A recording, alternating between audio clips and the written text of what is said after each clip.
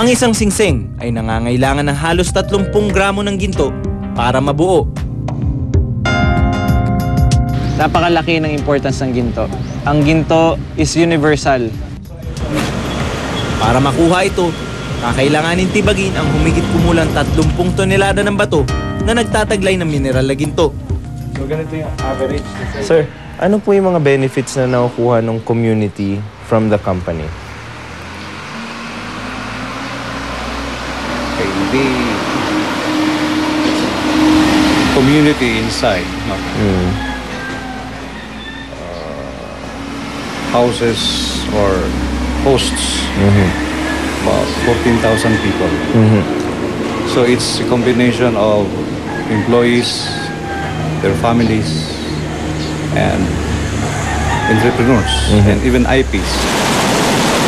Para sa mga environmental group, hindi katumbas ng kaunting ginto ang pagkasira ng kalikasan. Hindi kami basta nag-aantay-mining ng walang dahilan. Malaki yung naging karanasan, lalo ng Cordillera, kung saan naging host ito ng malalaking big mining company since American period. For more than a century, nandyan na yung mga mining company.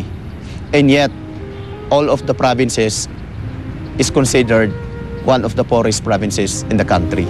Hindi mapapalitan ng kahoy ang mineral. Yun yung isang dapat tingnan dyan. Hindi mo mapapalitan kung ano man yung sinira mo dyan. Hindi mo mapapalitan ng isang bundok ang nakuha mo ng bundok.